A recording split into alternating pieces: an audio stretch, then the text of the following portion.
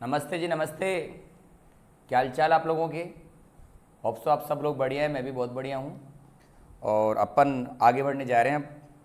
अपना जीएसटी का जो फर्स्ट जो बेसिक का चैप्टर था उसमें थोड़े बहुत बातें और रह गई थी, तो एक आध बात उसको कंप्लीट कर लेते हैं, उसके बाद अगला चैप्टर स्टार्ट करेंगे। ठीक है बाबू? हाँ सर, स्टार्ट करेंगे। चलो जी। टॉपिक नंबर 24 है, बहुत ही इंपॉर्टेंट टॉपिक है। इसका नाम है road map of goods and service tax.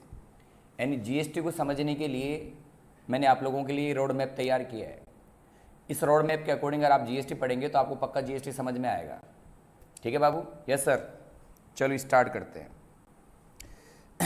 Gate 1 है ये गेट नंबर 2 होगा, ये गेट नंबर 3 होगा, ये गेट नंबर 4 है, ये गेट नंबर 5 है, और ये गेट नंबर आपका 6 है, ये गेट नंबर आपका 7 है, ये गेट नंबर आपका 8वां है, और ये गेट नंबर आपका 9th है। यानी कुल मिलाकर जीएसटी को समझाने के लिए मैंने आप लोगों के लिए 9 गेट तैयार किए हैं। इन 9 गेट के अंदर पूरा जीएसटी को डिस्कस करेंगे अपन। ठीक है सर? हाँ सर। सबसे पहला गेट में ये बताऊंगा, gate 1, whether they are goods और सर्विस। पहला गेट में ये डिसाइड करेंगे गुड्स से सर्विस है या नहीं है। पहले गेट में डिसाइड करेंगे कि गुड्स ऑब्लिक सर्विस है या नहीं है। अगर गुड सर्विस है तो गुड सर्विस है, और अगर गुड सर्विस नहीं है, जब गुड सर्विस नहीं है तो बताइए जीएसटी एप्लीकेबल नहीं होगा। यानी पहले गेट में डिसाइड करेंगे कि गुड सर्विस है या नहीं है। अगर गुड सर्विस है तो गुड सर्विस है, और अगर गुड सर्विस नहीं है तो वहाँ पर जीएसटी एप्लीकेबल नहीं होगा। Yes sir. फिर दूसरे गेट में डिसाइड करेंगे, मान लीजिए पहले गेट में गुड सर्विस बन गया तो दूसरे गेट में चेक करेंगे कि उसकी सप्लाई हो रही है नहीं हो रही। अगर सप्लाई हो रही है तो गुड सर्विस की सप्लाई है, और अगर सप्लाई नहीं हो रही, मतलब गुड सर्विस तो है लेकिन सप्लाई नहीं हो रही, तो यहाँ पर भी जीएसटी एप्लीकेबल नहीं होगा। तो पहले गेट में डिसाइड करेंगे कि गुड सर्विस है या नहीं है। अगर गुड सर्विस है तो दूसरे गेट में डिसाइड करेंगे कि उसकी सप्लाई हो रही है नहीं हो रही। अगर सप्लाई हो रही है तो बहुत बढ़िया बात है, और अगर सप्लाई नहीं हो रही है तो जीएसटी एप्लीकेबल नहीं होगा। Yes sir. अब मान लीजिए गुड सर्विस भी है, सप्लाई भी है, तो तीसरा गेट खिलेगा भैया। गुड सर्विस भी है और सप्लाई भी है, तो तीसरे गेट में चेक करेंगे कि भाई साहब वो सप्लाई कौन सी वाली है, इंट्रा ऑब्लिक इंटरस्टेट सप्लाई है या नहीं है। अगर है तो इंट्रा ऑब्लिक इंटरस्टेट सप्लाई है, अगर नहीं है तो it is not liable to GST. यानी कुल मिलाकर 3 गेट में क्या पढ़ा मैंने? पहले गेट में डिसाइड करेंगे कि गुड सर्विस है या नहीं है। अगर है तो बहुत बढ़िया बात है, और अगर गुड सर्विस नहीं है तो वहाँ जीएसटी एप्लीकेबल नहीं होगा। अगर गुड सर्विस है तो दूसरे गेट में चेक करेंगे कि सप्लाई हो रही है नहीं हो रही। अगर सप्लाई हो रही है तो बहुत बढ़िया बात है, और अगर सप्लाई नहीं हो रही तो यहाँ पर भी जीएसटी एप्लीकेबल नहीं होगा। अब मान लीजिए गुड सर्विस भी है, सप्लाई भी है, तो तीसरे गेट में चेक करेंगे कि intra oblique inter state supply हो रही है नहीं हो रही। अगर हो रही है तो इंटर स्टेट सप्लाई है, और अगर नहीं हो रही है तो अगर जब इंट्रा भी नहीं है और इंटर भी नहीं है तो बाबू it is not liable to GST. Yes sir. तो पहले गेट में गुड सर्विस है, दूसरे गेट में सप्लाई चेक करेंगे, तीसरे गेट में इंट्रा या इंटर स्टेट सप्लाई चेक करेंगे। अब चौथे गेट में क्या सर? मान लीजिए गुड सर्विस भी है, सप्लाई भी है, इंट्रा या इंटर स्टेट सप्लाई भी है। अब चौथे गेट में क्या चेक करेंगे? सप्लाई टैक्सेबल पर्सन यानी रजिस्टर्ड पर्सन कर रहा है या नहीं कर रहा। अगर कर रहा है तो लाइबल टू क्या होगा भाई साहब? जीएसटी। और अगर नहीं कर रहा तो नॉट लाइबल टू क्या होगा भाई साहब? जीएसटी। यानी कुल मिलाकर चौथे गेट में जाके पता लगेगा कि आप पर जीएसटी की लाइबिलिटी आएगी या नहीं आएगी। जीएसटी की लाइबिलिटी कब आएगी? जब 4 गेट में बोले हाँ गुड सर्विस है, सप्लाई है, गुड सर्विस बने, सप्लाई बने, इंट्रा या इंटर बने, बाई टैक्सेबल पर्सन बने या बाई रजिस्टर्ड पर्सन बने, तभी आप पर जीएसटी की लाइबिलिटी आएगी। अदरवाइज आप पर जीएसटी की लाइबिलिटी नहीं आएगी। यानी कुल मिलाकर 4 गेट के बाद पता लगेगा कि आप पर जीएसटी की लाइबिलिटी आएगी या नहीं आएगी। 4 गेट कौन से? गुड सर्विस बने, सप्लाई बने, इंट्रा या इंटरस्टेट सप्लाई बने, और बाई टैक्सेबल पर्सन बने। अगर 4 गेट में हाँ बोलती है तभी आप पर जीएसटी की लाइबिलिटी आएगी, और अदरवाइज आप पर जीएसटी की लाइबिलिटी नहीं आएगी। अगर टैक्सेबल पर्सन करेगा तभी लाइबल टू जीएसटी होगा, और अगर टैक्सेबल पर्सन नहीं करेगा तो जीएसटी एप्लीकेबल नहीं होगा। बाबू क्लियर है? हाँ सर क्लियर है। यानी जीएसटी की लाइबिलिटी तभी आएगी जब 4 गेट में बोले हाँ गुड सर्विस बने, सप्लाई बने, इंट्रा या इंटरस्टेट सप्लाई बने, बाई टैक्सेबल पर्सन करे तो जीएसटी की लाइबिलिटी आएगी, अदरवाइज आप पर जीएसटी की लाइबिलिटी नहीं आएगी। बाबू क्लियर है? हाँ सर क्लियर है। अब लाइबिलिटी के बाद चेक किया जाएगा एग्जम्पशन। लाइबिलिटी आ गई तो एग्जम्पशन चेक करेंगे। अगर गवर्नमेंट ने एग्जम्पशन दे दिया तो बताइए गवर्नमेंट को जीएसटी नहीं मिलेगा। और अगर गवर्नमेंट ने एग्जाम्पशन नहीं दिया तो आपको जीएसटी देना पड़ेगा। अगर गवर्नमेंट ने आपको एग्जाम्पशन दे दिया, लाइब्रेरी आ रही है और एग्जाम्पशन दे दिया कि जाओ भैया मौज करो, लाइब्रेरी आ रही है और एग्जाम्पशन दे दिया तो सरकार को जीएसटी नहीं मिलेगा। और लाइब्रेरी आ रही है और सरकार ने एग्जाम्पशन नहीं दिया तो गवर्नमेंट को जीएसटी मिलेगा। यानी 5वें गेट में ये मालूम पड़ेगा, चौथे गेट में लाइब्रेरी आ गई, लाइब्रेरी के बाद चेक किया जाएगा एग्जाम्पशन। अगर आपको लाइब्रेरी आ रही है और गवर्नमेंट ने एग्जाम्पशन दे दिया तो गवर्नमेंट को जीएसटी नहीं मिलेगा। और लाइब्रेरी आ रही है लेकिन सरकार ने, गवर्नमेंट ने कोई प्रकार का एग्जाम्पशन नहीं दिया तो गवर्नमेंट को जीएसटी मिलेगा। यस सर, हाँ सर। अब मान लो जीएसटी मिलेगा तो अब जीएसटी कंप्यूट भी करना पड़ेगा। अगर जीएसटी मिलेगा तो जीएसटी कंप्यूट भी करना पड़ेगा। अब जीएसटी कैसे कंप्यूट करेंगे, आइए नेट जीएसटी कैसे निकालेंगे। वैल्यू टैक्सेबल सप्लाई, क्योंकि एग्जाम सप्लाई गेट नंबर 5 से बाहर निकल गई तो अब टैक्सेबल सप्लाई बची। वैल्यू टैक्सेबल सप्लाई मल्टीप्लाई करेंगे जीएसटी रेट और माइनस करेंगे आईटीसी, यानी आप इन दोनों को मल्टीप्लाई करेंगे तो आप जानते हैं ये आपका आएगा आउटपुट जीएसटी। और इसमें से आप इनपुट जीएसटी की आपको क्या मिलेगी, क्रेडिट मिलेगी।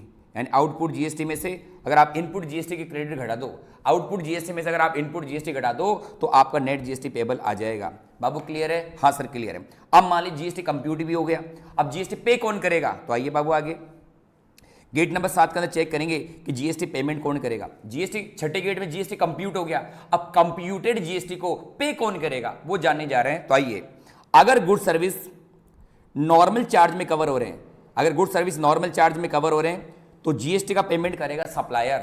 और अगर गुड सर्विस रिवर्स चार्ज में कवर हो रहे हैं तो जीएसटी का पेमेंट करेगा रेसिपिएंट। यानी गुड सर्विस अगर नॉर्मल चार्ज में कवर हो रहे हैं तो सप्लायर जीएसटी का पेमेंट करेगा, और गुड सर्विस अगर रिवर्स चार्ज में कवर हो रहे हैं तो रेसिपिएंट जीएसटी का पेमेंट करेगा। सर हाँ, आपको हमको कैसे मालूम कि गुड सर्विस नॉर्मल चार्ज में कब आते हैं, रिवर्स चार्ज में कब आते हैं। बस इतना याद रखो, अभी तो इतना याद रखो, अगर गुड सर्विस नॉर्मल चार्ज में कवर है तब तो जीएसटी का पेमेंट सप्लायर करेगा, और अगर गुड सर्विस रिवर्स चार्ज में कवर है तो जीएसटी का पेमेंट रेसिपिएंट करेगा। अब गुड सर्विस नॉर्मल चार्ज में कब आएगी और रिवर्स चार्ज में कब आएगी ये अपन आगे पढ़ेंगे। बाबू क्लियर है, हाँ सर क्लियर है। छठे गेट में जीएसटी कंप्यूट कर दिया, 7वें गेट में मैंने बता दिया कि जीएसटी पे कौन करेगा। अगर गुड सर्विस नॉर्मल चार्ज में आ रहे हैं तो जीएसटी का पेमेंट सप्लायर करेगा, अगर गुड सर्विस रिवर्स चार्ज में आ रहे हैं तो जीएसटी का पेमेंट रेसिपिएंट करेगा। बाबू क्लियर है, हाँ सर क्लियर है। अब मान लीजिए जीएसटी का पेमेंट तो यही करेंगे बाबू, या तो सप्लायर पे करेगा रेसिपिएंट पे करेगा। जीएसटी का पेमेंट यही करेंगे, या तो सप्लायर पे करेगा या रेसिपिएंट पे करेगा। पे तो यही करेंगे लेकिन पे कब करेंगे, जीएसटी पे तो यही करेंगे लेकिन पे कब करेंगे, पे कब करेंगे इसके लिए पढ़ेंगे व्हेन टू पे जीएसटी। ये पे तो यही करेंगे लेकिन पे कब करेंगे इसके लिए अपन पढ़ेंगे टाइम ऑफ सप्लाई। क्या पढ़ेंगे इसके लिए, टाइम ऑफ सप्लाई। और लास्ट के अंदर पढ़ेंगे अपन जीएसटी की कंप्लाइंस, जीएसटी कंप्लाइंस पढ़ेंगे 9वें गेट के अंदर, जिसके अंदर जीएसटी में इनवॉइस का क्या सीन है, जीएसटी में पेमेंट का क्या सीन है, जीएसटी में रजिस्ट्रेशन का क्या सीन है, जीएसटी में रिटर्न का क्या सीन है, जीएसटी में रिफंड का क्या सीन है, जीएसटी में रिकॉर्ड का क्या सीन है। ये सारे के सारे जीएसटी की क्या है, कंप्लाइंस है। आप बताएंगे जीएसटी की कंप्लाइंस कौन पूरी करेगा। बाबू जीएसटी की कंप्लाइंस रजिस्टर्ड पर्सन पूरा करेगा, क्योंकि अनरजिस्टर्ड आदमी गेट नंबर 4 से बाहर निकल गया, अनरजिस्टर्ड आदमी गेट नंबर 4 से बाहर निकल गया, इसलिए जीएसटी की सारी कंप्लाइंस है वो रजिस्टर्ड पर्सन पूरा करेगा और उसी का नाम है टैक्सेबल पर्सन। बाबू क्लियर है, हाँ सर क्लियर है। अब वापस रिपीट करें, ये रोड मैप है जबरदस्त वाला।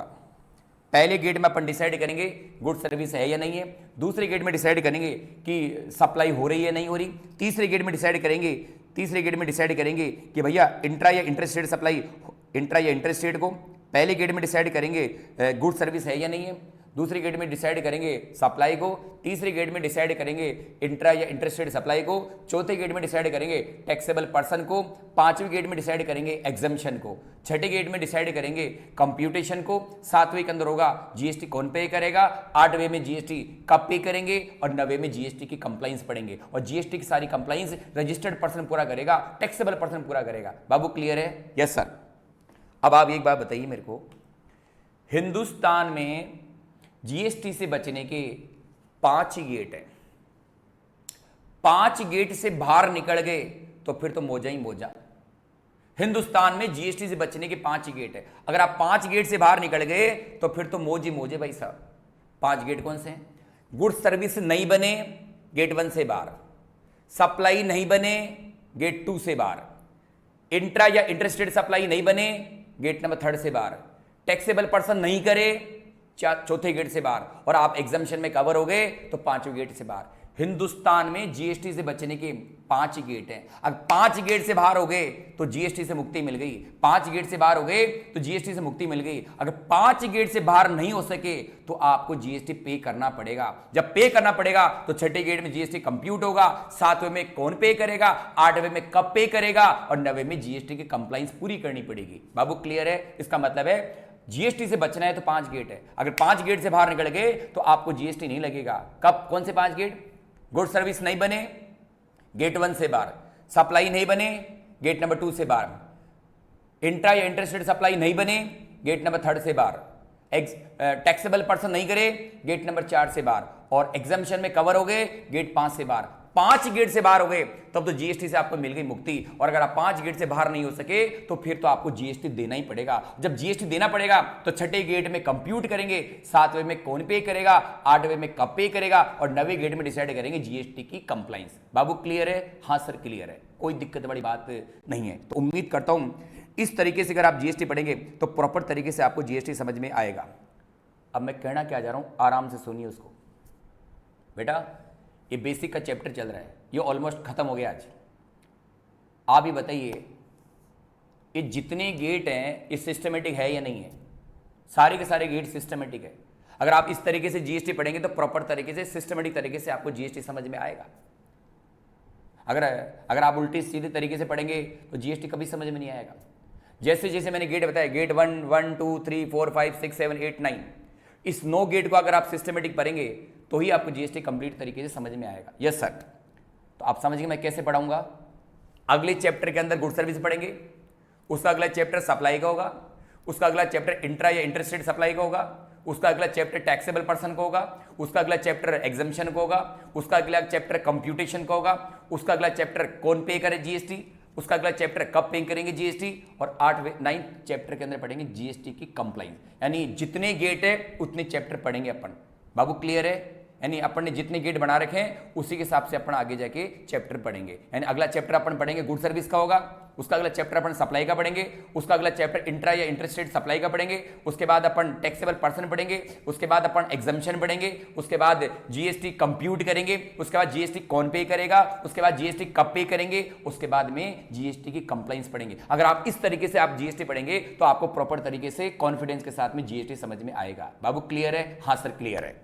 तो अगला चैप्टर पर बेसिक का चैप्टर था, ये बेसिक ये खत्म हो गया। अब अपना अगला चैप्टर क्या हो सकता है बताइए? अगला चैप्टर कौन सा हो सकता है? जिसका नाम होगा गुड्स एंड सर्विस, यानी गेट नंबर 1 पढ़ने जा रहे हैं। ठीक सर। यानी बेसिक का जो चैप्टर था वो खत्म हो गया है। अब अपन गुड सर्विस का चैप्टर पढ़ने जा रहे हैं, यानी जितने गेट उतने चैप्टर पढ़ेंगे। Yes sir. इस बात को बताने से पहले मैं आपको एक चीज और बताता हूं। आइए जरा इधर देखिए, आपके सिलेबस में एक तो है सीजीएसटी और आपके सिलेबस में एक है आईजीएसटी। यानी सीए हो चाहे सीएस हो चाहे सीएम हो, आपके सिलेबस में एक तो सीजीएसटी एक आईजीएसटी है। और आप जानते हैं सीजीएसटी भी सेंटर का है और आईजीएसटी भी सेंटर का है। Yes sir. सीजीएसटी और आईजीएसटी अपने सिलेबस में, तो अपन पहले कंप्लीट करेंगे सीजीएसटी और उसके बाद कंप्लीट करेंगे आईजीएसटी। यानी अगले चैप्टर से अपन जो स्टार्ट करने जा रहे हैं वो क्या स्टार्ट करने जा रहे हैं? सीजीएसटी। यानी पहले पढ़ेंगे अपन सीजीएसटी, उसके बाद क्या पढ़ेंगे अपन? आईजीएसटी। क्लियर? चाहे सीए कर रहा हो, चाहे बच्चा सीएस कर रहा हो, चाहे सीएमए कर रहा हो, आपके सिलेबस में केवल 2 ही है। कौन कौन से? एक तो सीजीएसटी पढ़ना है और एक आपको क्या पढ़ना है बाबू? एक आपको पढ़ना है आईजीएसटी। यानी आपको यूटीजीएसटी नहीं पढ़ना, आपको एसजीएसटी नहीं पढ़ना, आपको केवल 2 ही पढ़ना है। एक तो सीजीएसटी पढ़ना है और एक आईजीएसटी पढ़ना है। तो पहले अपन पढ़ेंगे सीजीएसटी और उसके बाद पढ़ेंगे अपन क्या? आईजीएसटी। बाबू क्लियर है? हाँ सर क्लियर है। चलिए अब अपन नेक्स्ट चैप्टर स्टार्ट करने जा रहे हैं। तो आ जाओ बाबू, अगला चैप्टर अपन स्टार्ट करने जा रहे हैं। अगला चैप्टर अपन स्टार्ट करने जा रहे हैं। आ जाइए भाई साहब। चलिए अगला चैप्टर स्टार्ट करते हैं और उसकी तरफ चढ़ते हैं। अगला चैप्टर का नाम होगा goods and service. Yes sir. ये लीजिए भाई साहब, अब अपन अगला चैप्टर पढ़ने जा रहे हैं जिसका नाम है goods and service. Goods and service. Yes sir. आप 1 मिनट रुकें। Yes sir. अगला चैप्टर पढ़ने जा रहे हैं जिसका नाम है बाबू, सर क्या नाम है? उसका नाम है goods and service. Yes sir. Chapter का नाम है चैप्टर नंबर 2 है और नाम है गुड सर्विस और गेट नंबर 1 है। यस सर, ठीक है, यानी पहले गेट को डिसाइड करने जा रहे हैं कि गुड सर्विस है या नहीं है। ठीक सर, अब अपन ये बताएं पहले आईजीएसटी पढ़ रहे हैं सीजीएसटी पढ़ रहे हैं? पहले अपन सीजीएसटी पढ़ने जा रहे हैं। पहले सीजीएसटी एक्ट पढ़ेंगे, उसके बाद आईजीएसटी एक्ट पढ़ेंगे। ठीक सर, तो सीजीएसटी एक्ट का पहला सेक्शन ये आपके सामने रहा। सीजीएसटी एक्ट पढ़ाने जा रहा हूं और सीजीएसटी एक्ट का पहला सेक्शन एक्ट का इंट्रोडक्शन देता है। किसी भी एक्ट का पहला सेक्शन उस एक्ट का इंट्रोडक्शन देता है। ऐसे ही सीजीएसटी एक्ट का पहला सेक्शन सीजीएसटी एक्ट का इंट्रोडक्शन दे रहा है। यस सर, कि भाई इसका नाम क्या है, ये कहां तक एप्लीकेबल है, कमेंसमेंट कब से हुआ था और इसके अंदर क्या है। तो आइए शॉर्ट टाइटल पढ़िए, दिस एक्ट में बी कॉल्ड सीजीएसटी एक्ट। इस एक्ट का नाम है सीजीएसटी एक्ट 2017। यस सर, यह एक्ट पूरे इंडिया पे एप्लीकेबल होता है, जम्मू कश्मीर भी शामिल है। यह एक्ट सीजीएसटी एक्ट पूरे इंडिया पे एप्लीकेबल होता है, जम्मू कश्मीर भी इसमें शामिल है। यह एक्ट कब से स्टार्ट हुआ था?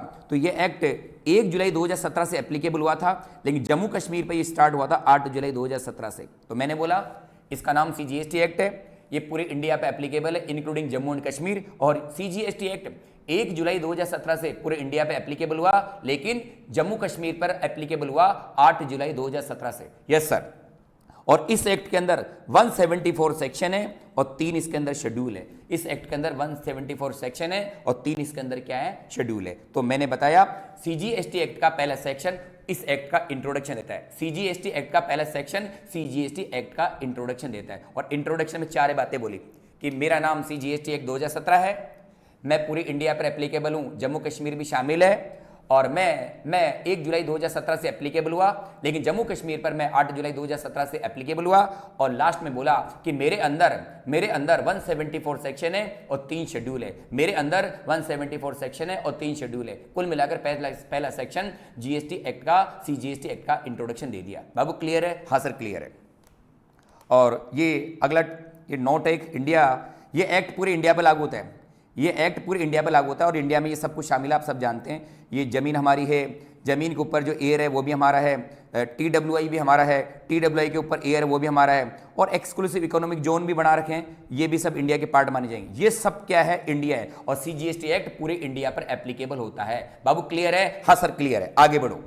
तो सेक्शन वन तो सीजीएसटी एक्ट का क्या देता है, इंट्रोडक्शन। अब बात करेंगे सेक्शन 2 की।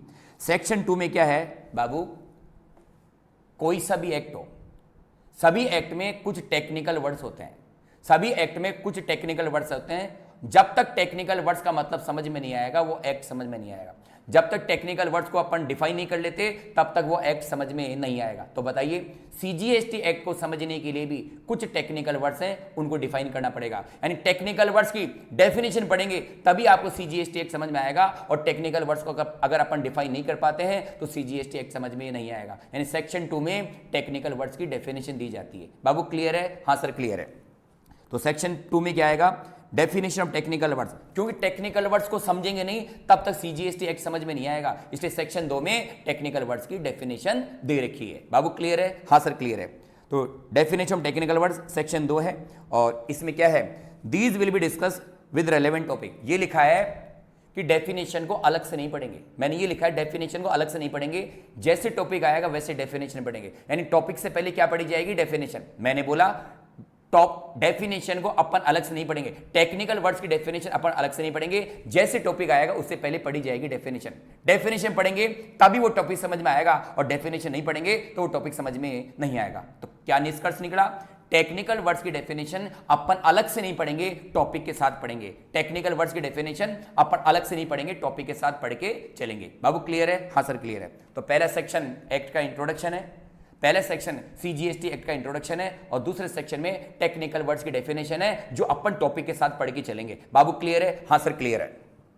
अब सेक्शन 3 ये रहा, सेक्शन 4 ये रहा, और सेक्शन 5 ये रहा, और सेक्शन 6 ये रहा। सर ये क्या चीज है, सेक्शन 3, 4, 5, 6। देखिए सीजीएसटी जुलाई 17 में एप्लीकेबल हुआ था और अभी मोटा मोटी जुलाई अगस्त ही चल रहा है। सीजीएसटी एक्ट अभी 3 साल का हुआ है। तो बताइए सीजीएसटी एक्ट के मैनेजमेंट के लिए, एडमिनिस्ट्रेशन के लिए इन्होंने 4 सेक्शन लगा रखे हैं। यानी सीजीएसटी एक्ट के मैनेजमेंट के लिए, सीजीएसटी के एडमिनिस्ट्रेशन के लिए 4 सेक्शन लगा रखे, क्या क्या जरा बताइए सर। बताता हूं।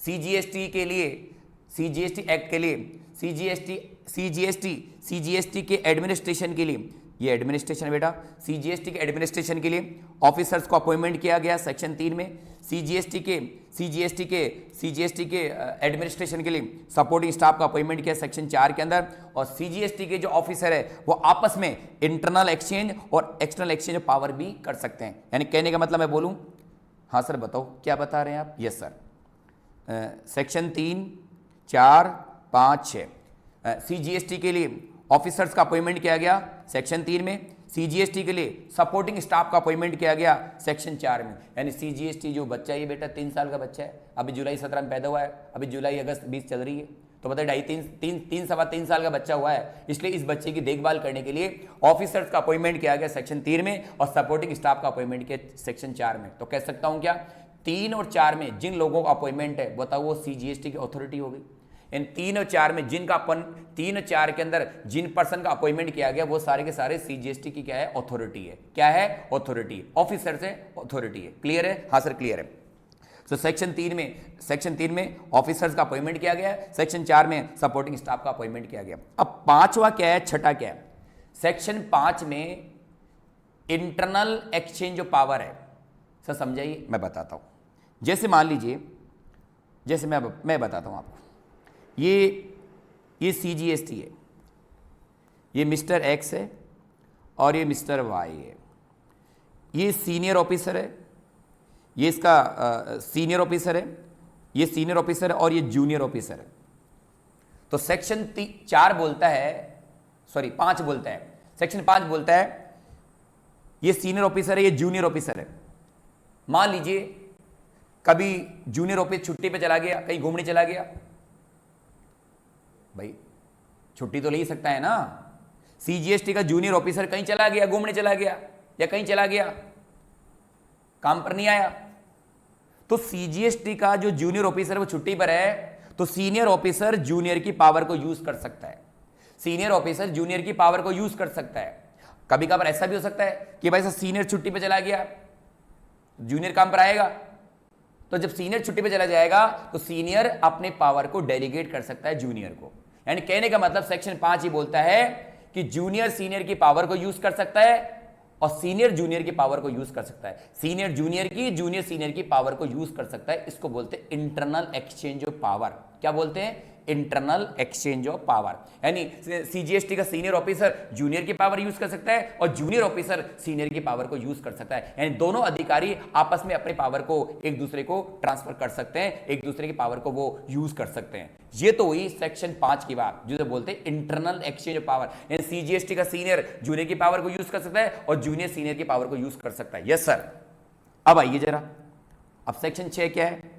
मान लो ये सीजीएसटी का ऑफिसर है, इसका नाम है मिस्टर एक्स, और ये एसजीएसटी का ऑफिसर है, इसका नाम है मिस्टर वाई। ये मिस्टर एक्स है और ये मिस्टर वाई है।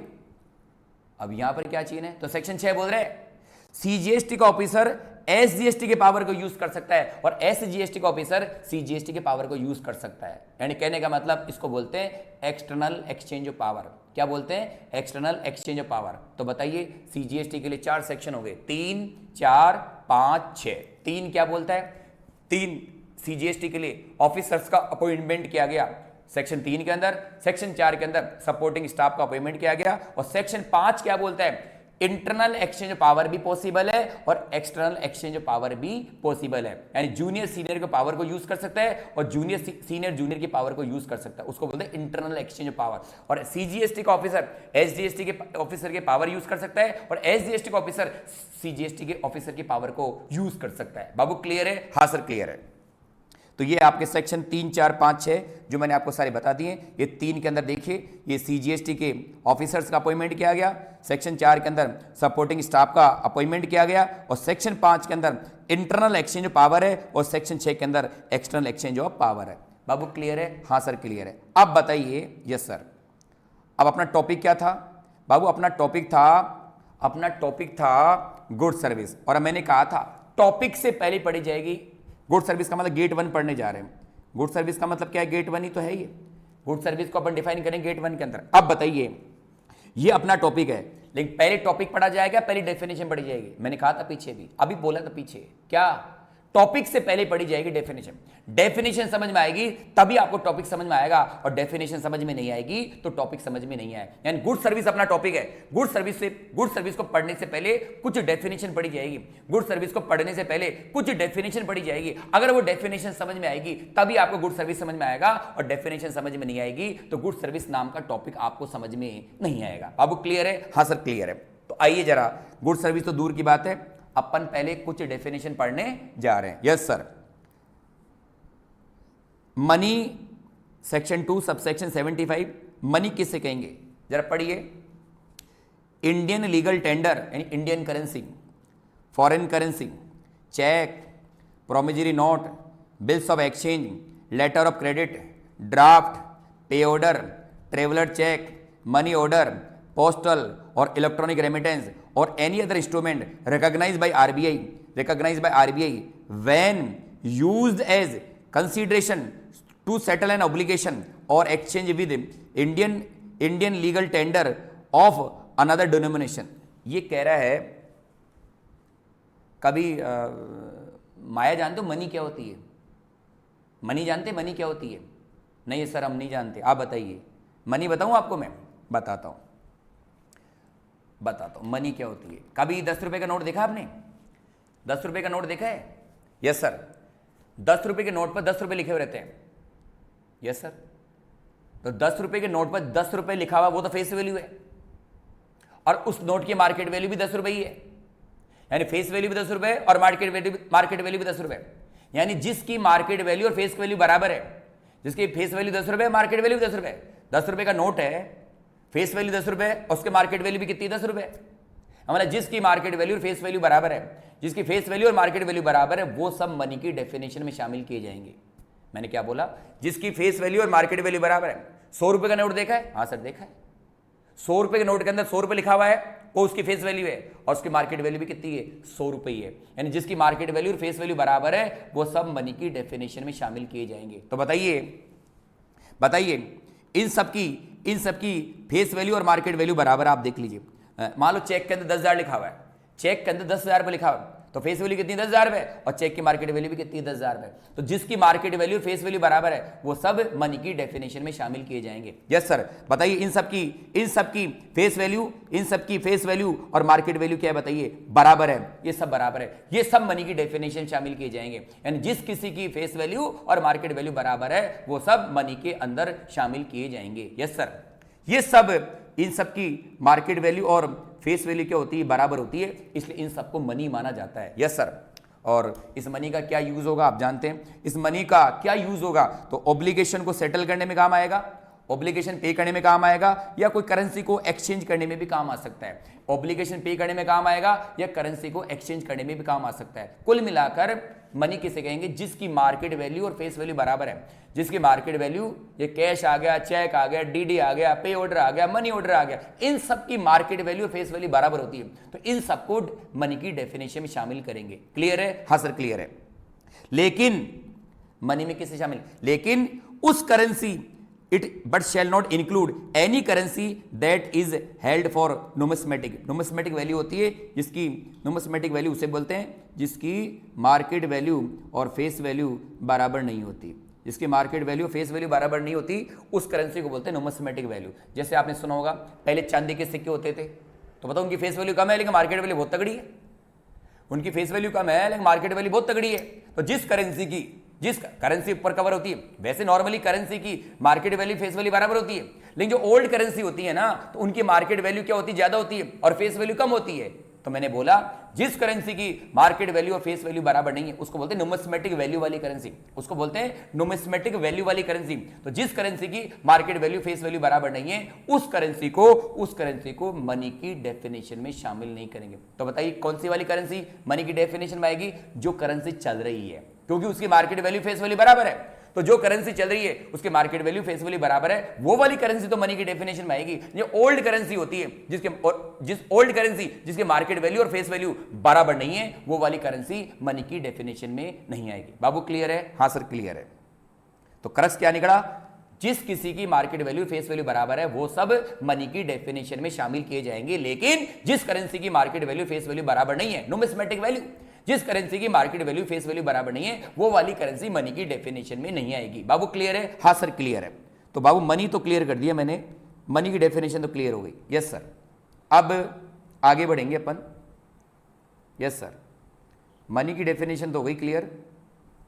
एक सेकेंड, अब मनी के बाद आगे बढ़िए। मनी के बाद अगली डेफिनेशन बाबू सिक्योरिटी है। यस सर, सिक्योरिटी में किसके शामिल करेंगे सब जानते हैं। शेयर्स आ गए, स्क्रिप्ट्स आ गए, स्टॉक्स आ गए, बॉन्ड्स आ गए, डिबेंचर आ गए, डिबेंचर स्टॉक आ गया, और other marketable security of like nature, इसी टाइप की और भी है। किसके हैं?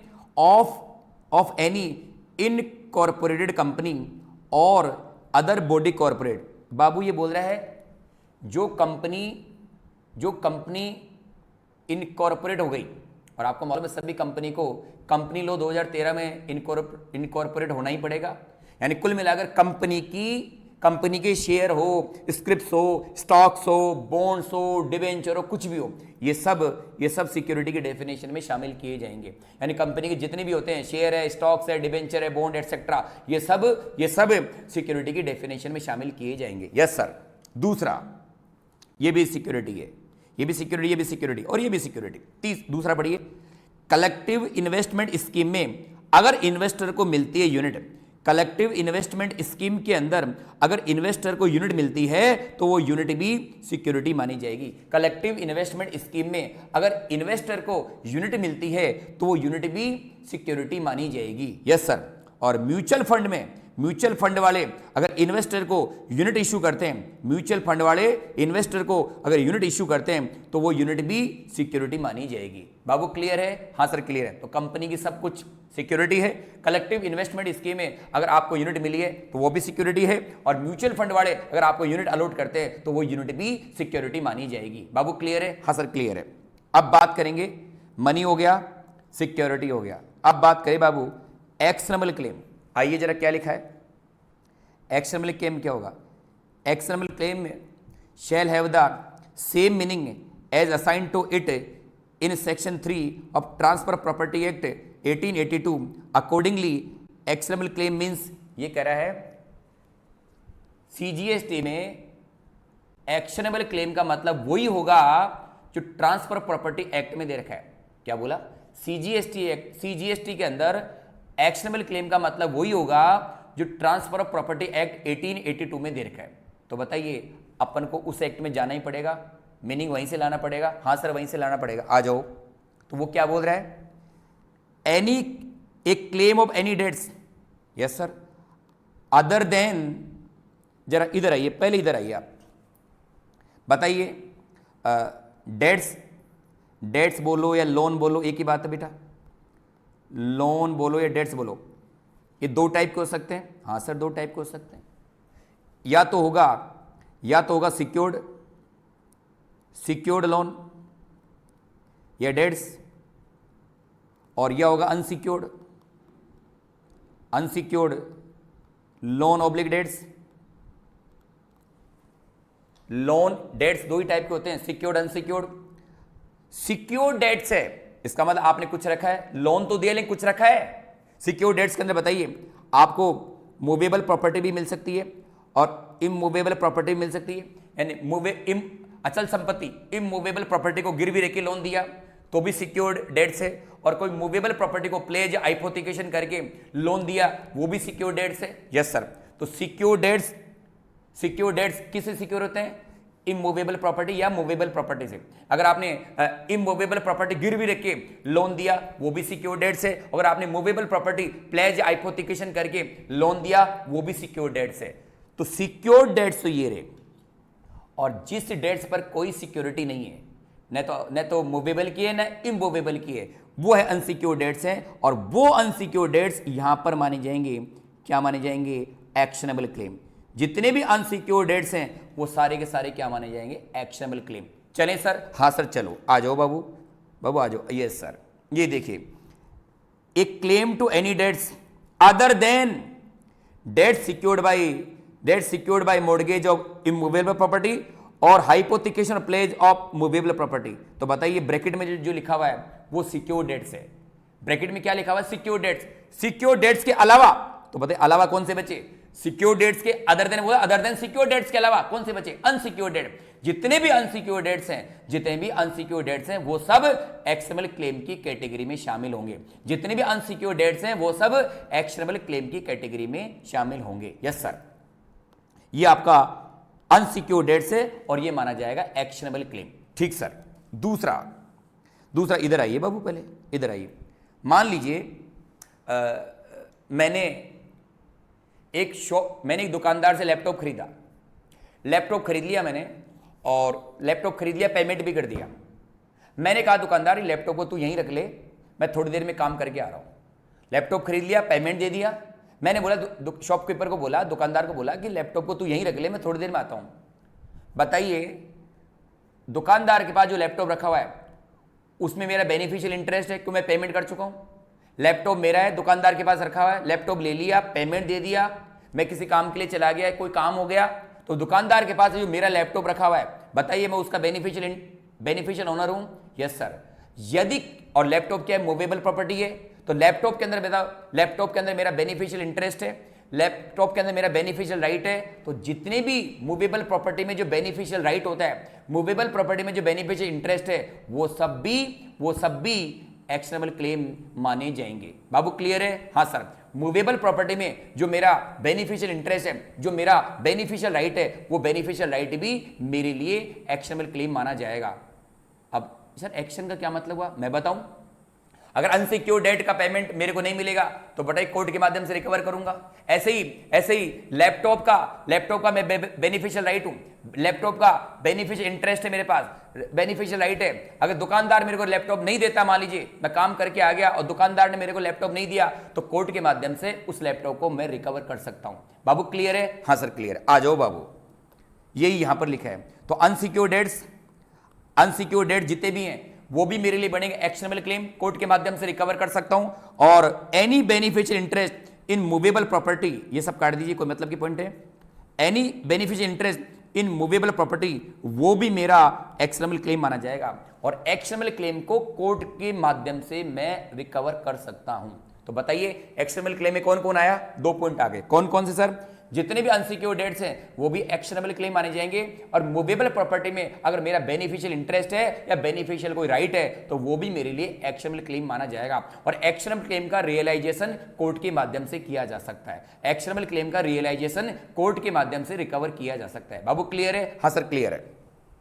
और मैंने इन दोनों के लिए एक समरी पॉइंट लिखा है। क्या लिखा जरा पढ़िए।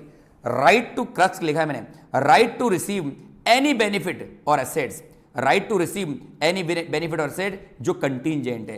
कोई भी राइट जो कंटीजेंट है, राइट तो है लेकिन पता नहीं मिलेगा कि नहीं मिलेगा।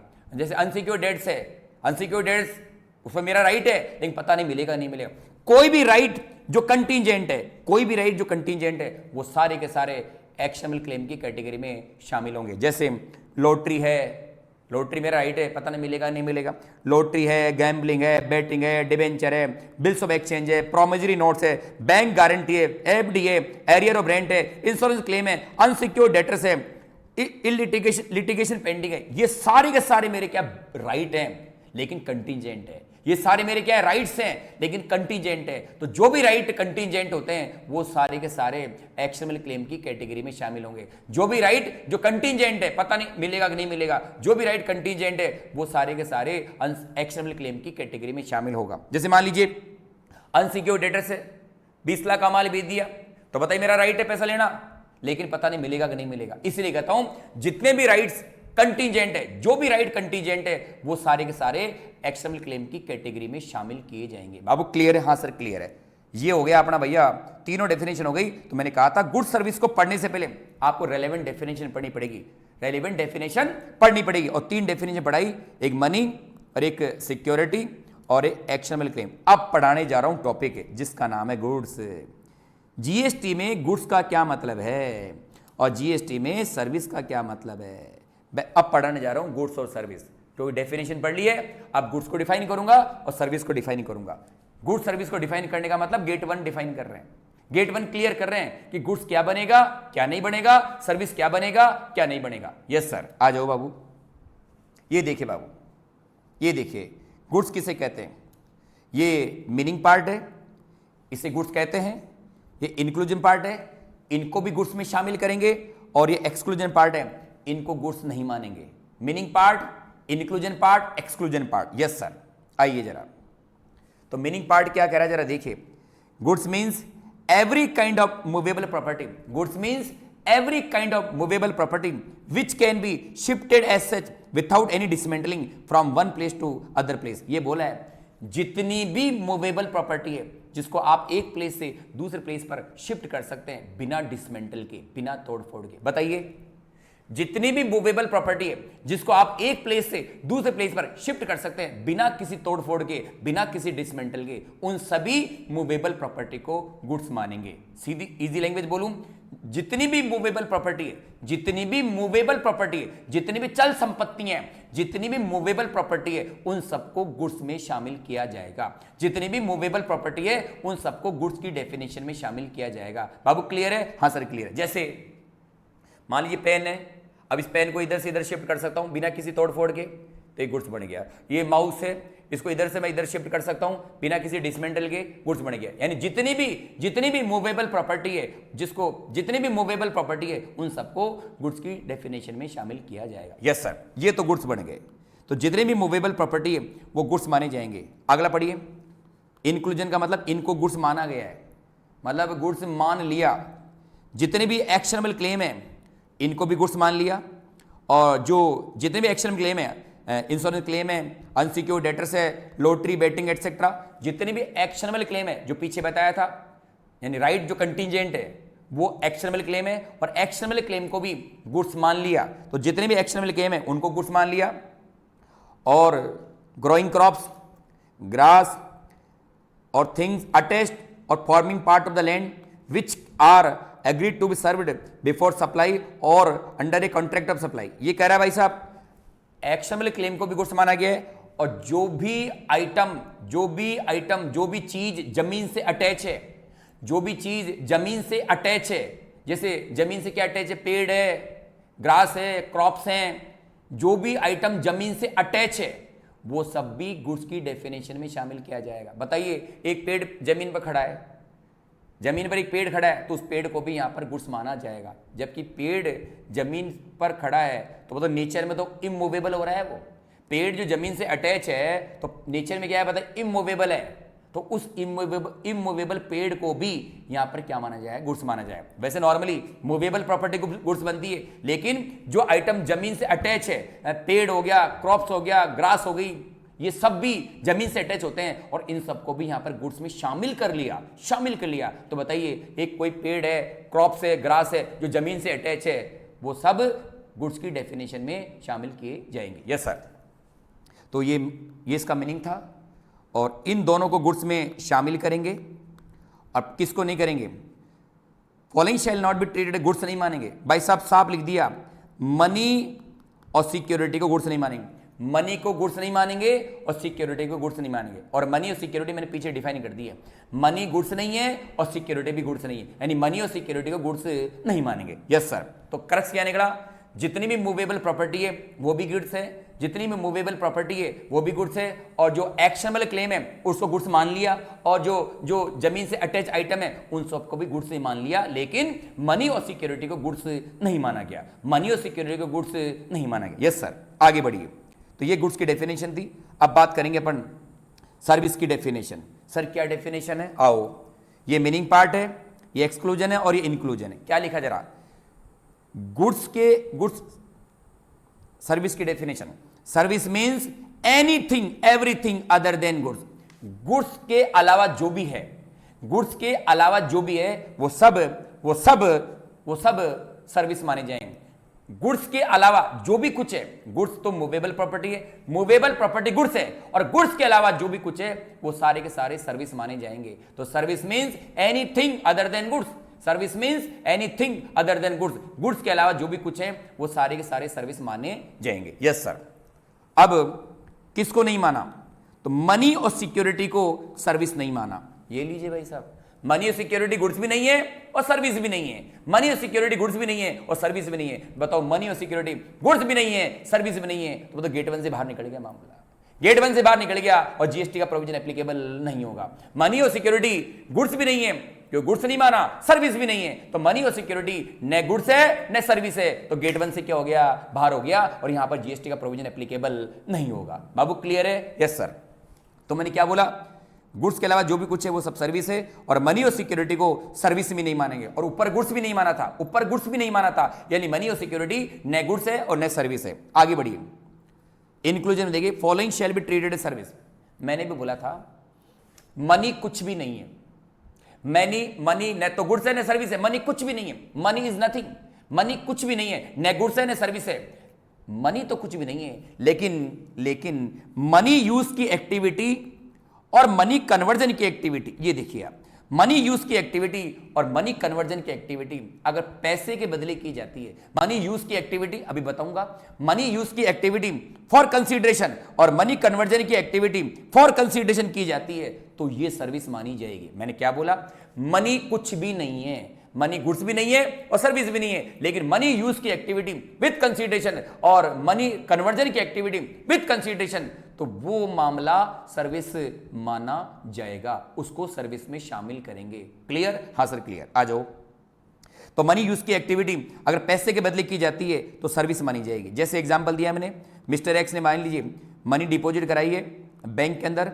फॉर कंसीडरेशन, तो कंसीडरेशन में क्या मिलेगा बताइए, इंटरेस्ट मिलेगा, तो ये क्या बन जाएगी, सर्विस। तो ये मनी को मैंने बैंक में जमा करा दिया और मेरे को वहां से इंटरेस्ट मिल रहा है, तो मनी को जमा कराने की जो एक्टिविटी है जो पैसे के बदले हो रही है, मनी को जमा कराने की एक्टिविटी जो पैसे के बदले जो इंटरेस्ट के बदले हो रही है, तो वो एक्टिविटी भी आपकी सर्विस मानी जाएगी। तो मनी को मैंने बैंक में जमा करा दिया, मनी को बैंक में जमा कराना, मनी को बैंक में जमा कराना सर्विस माना गया है, क्योंकि उसका कंसीडरेशन इंटरेस्ट है। मनी जमा कराऊंगा तो इंटरेस्ट मिलेगा, मनी जमा कराऊंगा इंटरेस्ट मिलेगा, तो डिपॉजिट की जो एक्टिविटी है वो आपके लिए सर्विस मानी जाएगी, क्योंकि ये मनी यूज की एक्टिविटी है और विद कंसीडरेशन है, मनी यूज की एक्टिविटी है विद कंसीडरेशन है, इसलिए ये सर्विस मानी जाएगी। बाबू क्लियर है? हाँ सर क्लियर। दूसरा एग्जाम्पल, स्टेट बैंक लोन दे रहा है मिस्टर एक्स को और बदले में उसको क्या मिलेगा, इंटरेस्ट मिलेगा। तो बताइए, लोन देना, एडवांस देना, नहीं बदले में इंटरेस्ट मिलेगा, लोन देने की एक्टिविटी, एडवांस देने की एक्टिविटी, बैंक को इंटरेस्ट मिलेगा, तो लोन देने की एक्टिविटी, एडवांस देने की एक्टिविटी जो की जा रही है इंटरेस्ट के बदले, वो एक्टिविटी भी आपके लिए सर्विस मानी जाएगी। बाबू क्लियर है? हाँ सर क्लियर है। तो याद रखना, मनी कुछ नहीं है, मनी यूज की एक्टिविटी चाहे डिपॉजिट की हो चाहे लोन की हो, मनी यूज की एक्टिविटी चाहे डिपॉजिट की हो चाहे लोन की हो, अगर वो कंसीडरेशन के बदले की जाती है तो वो एक्टिविटी आपके लिए सर्विस मानी जाएगी। बाबू क्लियर है? हाँ सर क्लियर है। ये तो होगी मनी यूज की एक्टिविटी। अब बात करें मनी कन्वर्जन की एक्टिविटी, अगर कंसीडरेशन के बदले की जाती है तो ये भी सर्विस मानी जाएगी। जैसे बैंक ने डॉलर से रुपए में कन्वर्ट कर दिया तो बदले में कमीशन मिलेगा, तो ये भी क्या माना जाएगा, सर्विस। बैंक ने डॉलर से रुपए में कन्वर्ट कर दिया तो कन्वर्जन करने के बदले कमीशन लेता है बैंक, डॉलर को रुपए में कन्वर्ट कर रहा है तो कन्वर्ट करेगा तो बदले में कमीशन लेगा। तो बताइए, ये मनी कन्वर्जन की एक्टिविटी है कमीशन के बदले, ये मनी कन्वर्जन की एक्टिविटी है कमीशन के बदले, इसलिए ये एक्टिविटी भी सर्विस मानी जाएगी। Yes sir. दूसरा, मेरे पास 1000 रुपए है और 1000 रुपए से मैंने डीडी बनवा लिया, तो बताइए मनी से डीडी बनवा लिया तो ये भी मनी कन्वर्जन है, ये भी मनी कन्वर्जन है, ये भी मनी कन्वर्जन है। लेकिन बताइए, बैंक जब डीडी बना कर देगा तो कमीशन लेगा, तो बताइए बैंक क्या कर रहा है, मनी से डीडी बना कर मनी ले रहा है, डीडी दे रहा है, तो ये मनी कन्वर्जन की एक्टिविटी है लेकिन कमीशन के बदले की जा रही है, इसलिए ये एक्टिविटी भी क्या मानी जाएगी, सर्विस मानी जाएगी। Yes sir. ऐसे ही मेरे पास 1000 रुपए है और मैंने 1000 रुपए देके कोइन ले लिए, सिक्के ले लिए, दिए 1000 रुपए और बदले मिले 990 रुपए, तो बताओ कमीशन कितना ले लिया सामने वाले ने, 10 रुपए ले लिया। यानी मनी से मैंने कोइन में कन्वर्ट करवा लिया, मनी से मनी में कन्वर्जन हो रहा है, कन्वर्जन ऑफ मनी का मतलब मनी से मनी में कन्वर्जन हो रहा है, लेकिन 10 रुपए के कमीशन के बदले हो रहा है, तो ये एक्टिविटी भी सर्विस मानी जाएगी। बाबू क्लियर है? हाँ सर क्लियर है। अब आप बताइए, मनी इज नथिंग, मनी कुछ नहीं है, मनी कुछ नहीं है, लेकिन मनी यूज की एक्टिविटी विद कंसीडरेशन और मनी कन्वर्जन की एक्टिविटी विद कंसीडरेशन, तो ये एक्टिविटी सर्विस मानी जाएगी। बाबू क्लियर है? हाँ सर क्लियर है। यहाँ तक की बात पूरी हो गई मेरे हिसाब से। और ये तो मैंने क्रक्स लिखा है, सर्विस का मतलब वही है जी जो अपन एक्टिविटी कर रहे हैं कंसिडरेशन के बदले। और सर्विस दो टाइप की होती है, कोई काम करना वो भी सर्विस है, कोई काम नहीं करना वो भी क्या है, सर्विस है। तो सर्विस गुड्स के अलावा सब सर्विस है, गुड्स नहीं है वो सब सर्विस है। और सर्विस दो टाइप की होगी, एक एक्टिव सर्विस और एक पैसिव सर्विस। डू समथिंग यानी कोई काम करना वो भी एक्टिव सर्विस है, और कोई काम नहीं करना वो भी क्या है, पैसिव सर्विस है। तो सर्विस कौन सी होगी, जो गुड्स नहीं वो सब सर्विस है। और सर्विस दो टाइप की होती है, एक्टिव सर्विस और पैसिव सर्विस। डू समथिंग मतलब कोई काम करना उसे बोलते हैं एक्टिव सर्विस, और कोई काम नहीं करना उसको बोलते हैं पैसिव सर्विस। बाबू क्लियर है? हाँ सर क्लियर है, आ जाइए। और ये मैंने एग्जाम्पल लिखे हैं तो आप इसको देख लीजिएगा। मनी कुछ भी नहीं है, न गुड्स है न सर्विस है, लेकिन मनी की जो एक्टिविटी कंसिडरेशन सर्विस मानी जाएगी। सिक्योरिटी भाई साहब न गुड्स है न सर्विस है, एक्शन के आपके लिए गुड्स माने जाएंगे। जो स्टैंडिंग क्रॉप्स वगैरह ज़मीन से अटैच है वो सब गुड्स माने जाएंगे। और क्रॉप्स को कटिंग करके बेच दिया तो वो तो वैसे ही गुड्स बन गया, मूवेबल हो गया। और ये इमोल प्रॉपर्टी लैंड बिल्डिंग, हाँ सर बताइए, लैंड बिल्डिंग गुड्स नहीं हो सकता? लैंड बिल्डिंग मूवेबल नहीं है, गुड्स नहीं हो सकता। और ऊपर लिखा था जो गुड्स नहीं वो सब सर्विस है, जो गुड्स नहीं है वो सब सर्विस है। इसका बताइए लैंड बिल्डिंग को क्या माना जाएगा, क्या माना जाएगा, सर्विस माना जाएगा। Yes sir. मोबाइल टावर जो बिल्कुल मोबाइल टावर जो ज़मीन से अगर परमानेंट कर रखे हैं फिक्स उनको, तब तो वो इमूवेबल हो गया और सर्विस बनेगा, अदरवाइज वो गुड्स बनेगा। Yes sir. गोइंग कंसर्न चलती हुई दुकान अपने आप में सर्विस है, क्लोज बिजनेस सर्विस है आपके लिए। आपके सॉरी रनिंग जो गोइंग कंसर्न है वो तो आपकी सर्विस है, धंधे को बंद कर दिया वो आपके लिए गुड्स है। मोबाइल फ़ोन जो है वो सब मूवेबल ही होते हैं, सब गुड्स हैं। तो ये सारी एग्जांपल हैं, ये सारी एग्जांपल हैं। ऐसे मोबाइल फ़ोन है वो गुड्स हैं। डिज़ाइन मेकिंग फ़ोन बनाया हुआ अगर डिज़ाइन मेकिंग के चार्जेस वो भी सर्विसेज हैं। अंडर कंस्ट्रक्शन प्रॉपर्टी सर्विस है। गोल्ड सिल्वर जो होते हैं वो सब गुड्स हैं। टेबल फैन वगैरह एक्सेट्रा ये सब गुड्स हैं। Non competence agreement deal cancellation, not to do something का हो गया, कोई डील कैंसिल हो गई, या नॉन कॉम्पिटेंस का कोई कॉन्ट्रैक्ट है, वो सब आपके लिए सर्विस माना जाएगा। और सीए की कोचिंग पढ़ा रहा हूँ, पैसे के बदले डू समथिंग है तो वो क्या माना जाएगा, सर्विस माना जाएगा। बाबू गुड्स है वो गुड्स है, और गुड्स के अलावा सब सर्विस है। और सर्विस दो टाइप की होती है, एक्टिव सर्विस और पैसिव सर्विस। उम्मीद नहीं पूरा भरोसा है कि आपको गुड्स और सर्विस का मतलब समझ में आ गया होगा। याद रखना क्रक्स इतना सा निकलता है, मूवेबल प्रॉपर्टी गुड्स हैं, मूवेबल प्रॉपर्टी गुड्स हैं, और जो गुड्स नहीं है वो सब सर्विस है। मूवेबल प्रॉपर्टी गुड्स हैं, और जो गुड्स नहीं है वो सब क्या मानी जाएगी, वो सब क्या मानी जाएगी, सर्विस मानी जाएगी। बाबू क्लियर है? मूवेबल प्रॉपर्टी गुड्स हैं, और जो गुड्स नहीं है वो सारे के सारे आइटम सर्विस माने जाएंगे। बाबू क्लियर है? हाँ सर क्लियर है। तो ये अपना चैप्टर 1 बेसिक का था, और चैप्टर नंबर जो 2 है वो आपका था गुड्स और सर्विस। यानी गुड सर्विस होगा तभी आगे के गेट की बात करेंगे, गुड सर्विस होगा तभी जीएसटी की बात होगी। अगर गुड सर्विस ही नहीं है तो जीएसटी की बात नहीं होगी। एक बात पूछूं आपसे, हर चीज या तो गुड्स बनेगा या सर्विस बनेगा, हर आइटम हर चीज या तो गुड्स बनेगा या सर्विस बनेगा। लेकिन मनी और सिक्योरिटी न गुड्स है न सर्विस है। यानी मनी और सिक्योरिटी को छोड़ दो, बाकी आइटम या तो गुड्स बनेगा या सर्विस बनेगा, और जब गुड्स सर्विस बनेगा तो गेट 1 को क्वालिफाई कर जाएगा। बाबू क्लियर है? यानी मनी और सिक्योरिटी कुछ भी नहीं है, मनी और सिक्योरिटी कुछ भी नहीं है। इसके अलावा या तो गुड्स बनेंगे या सर्विस बनेंगे, या गुड्स बनेंगे या सर्विस बनेंगे, और गेट 1 को क्वालिफाई कर जाएंगे। बाबू क्लियर है? हाँ सर क्लियर है। तो उम्मीद नहीं पूरा भरोसा है कि आपको ये गुड सर्विस नाम का जो चैप्टर है वो समझ में आ गया होगा। बाबू क्लियर है? हाँ सर क्लियर है। और मैं वीडियो कंटिन्यूस डाल रहा हूं, आपको अगर किसी भी प्रकार की वीडियो के अंदर कोई चीज़ समझ में नहीं आ रही हो तो स्क्रीन पे मेरे मोबाइल नंबर चल रहे हैं, आप मोबाइल नंबर पर मेरे से बात कर सकते हैं, तो अपन प्रॉब्लम को डिस्कस कर लेंगे। पहली बात। दूसरी बात, ये वीडियो कंटिन्यूस आएंगे, वीडियो आधा घंटे या 1 घंटे के बीच का बना रखा है मैंने, तो आपको ये वीडियो अच्छे लगेंगे और आपकी बहुत बड़ी हेल्प करेंगे, क्योंकि मैं जो पढ़ा रहा हूँ वो सिस्टमेटिक पढ़ा रहा हूँ। क्योंकि पहला चैप्टर बेसिक का था, उसके बाद गेट के अकॉर्डिंग चैप्टर चलेंगे। यानी जैसे आज कंप्लीट कर लिया गुड सर्विस का, कल अपन पढ़ेंगे सप्लाई का, फिर पढ़ेंगे इंट्रा या इंटरेस्टेड सप्लाई, यानी कंटिन्यूस चलते जाएंगे। जैसे गेट बने हैं वैसे ही अपने चैप्टर भी चलते जाएंगे, और जिस दिन नवे गेट के अंदर पहुंच जाएंगे तो अपना जीएसटी का सिलेबस भी क्या हो जाएगा, खत्म हो जाएगा। बाबू क्लियर है? हाँ सर क्लियर है। तो आप लोग इस वीडियो को देखिएगा, और कोई भी बात हो तो आप मोबाइल नंबर मेरे से बात करिएगा।